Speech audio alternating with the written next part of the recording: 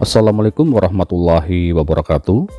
Untuk episode kali ini secara khusus saya akan memberikan tutorial bagaimana cara membaca garis tangan dengan benar dan tepat. Tentunya tutorial ini untuk teman-teman yang ingin mengetahui arti secara keseluruhan dari garis tangan, dan saya akan memandunya mulai dari tahapan paling awal.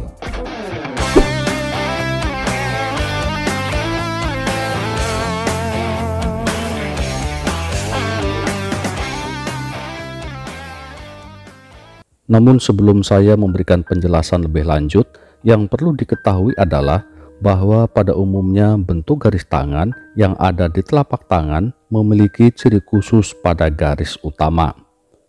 Ciri yang pertama adalah adanya 3 garis utama, yaitu garis hati atau garis jantung, garis kepala atau garis pikiran, dan garis kehidupan. Kemudian ciri yang kedua adalah adanya 4 garis utama, yaitu garis hati, garis kepala, garis kehidupan, dan garis nasib. Selanjutnya ciri yang ketiga adalah simian line atau garis lurus, di mana pada telapak tangannya hanya memiliki 1 garis yang berbentuk lurus. Lalu yang menjadi pertanyaan banyak orang atau teman-teman audien yang selama ini menanyakan kepada saya adalah bagaimana atau tangan yang mana yang akan kita baca? Apakah garis tangan yang kanan atau garis tangan yang kiri?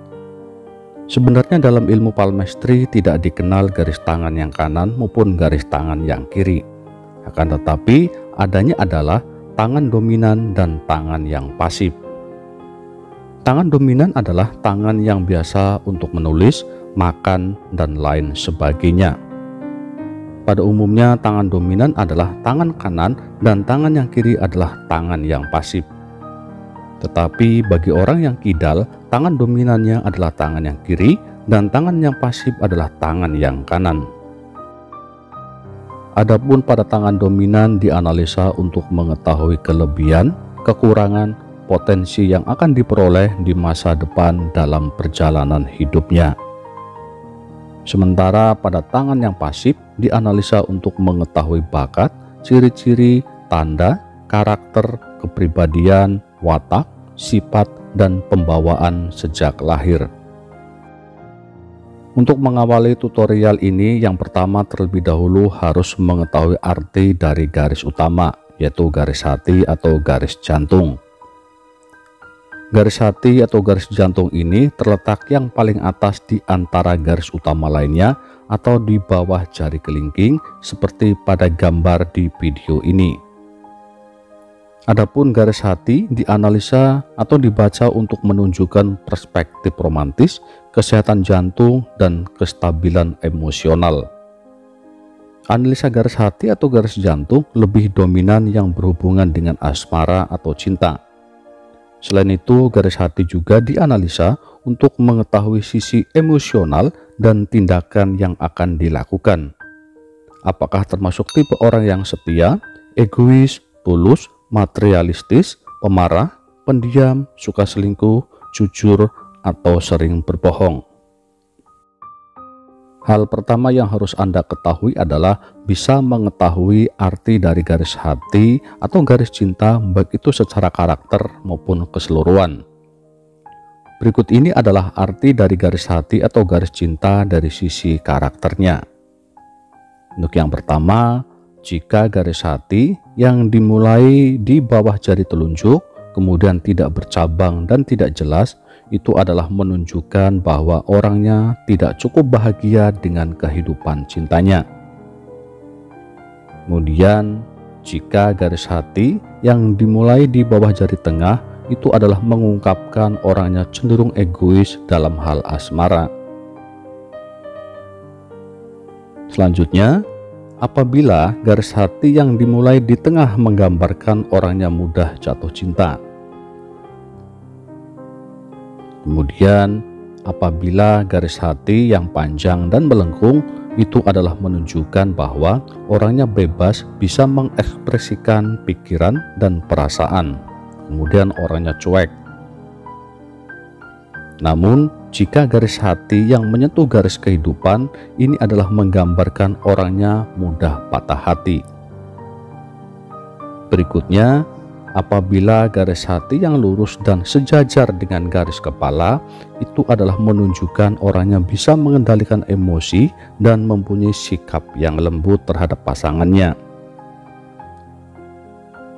Kemudian, garis hati yang melengkung ke atas adalah menunjukkan bahwa orangnya pintar berbicara atau merayu, akan tetapi tidak sesuai dengan kenyataannya. Garis hati yang melengkung ke bawah menunjukkan ketidakmampuan untuk mengekspresikan perasaan dan karakter orangnya lemah. Kemudian, garis hati yang bergelombang adalah menunjukkan orang yang suka menjalin hubungan, akan tetapi tidak ada hubungan yang serius. Kemudian adanya garis-garis kecil yang melintasi garis hati, itu adalah menunjukkan orangnya mudah mempunyai rasa traumatis. Sementara ini adalah arti garis hati atau garis jantung atau garis cinta dari bentuknya. Yang pertama adalah jika garis hati berbentuk lurus sampai di bawah jari tengah di tangan yang pasif. Untuk orang yang memiliki garis tangan seperti ini, rata-rata orangnya simple, tidak ribet, dan tidak mau melakukan hal yang akan membuat orang lain tersinggung, apalagi kecewa. Ia juga memiliki karakter dan kepribadian yang bisa menghargai orang lain dan selalu berpikiran positif terhadap orang lain. Selain itu, sikap dan perilakunya tidak dibuat-buat atau apa adanya. Tingkat ketulusan dan kesetiaan pada pasangan juga tidak diragukan lagi, karena orangnya termasuk tipe yang setia, mau berkorban, dan melakukan hal yang terbaik untuk pasangannya. Di sisi lainnya, orangnya juga romantis. Kemudian untuk bentuk yang kedua adalah jika garis hati di tangan yang pasif itu panjang dan ujungnya menyentuh di garis bawah jari telunjuk.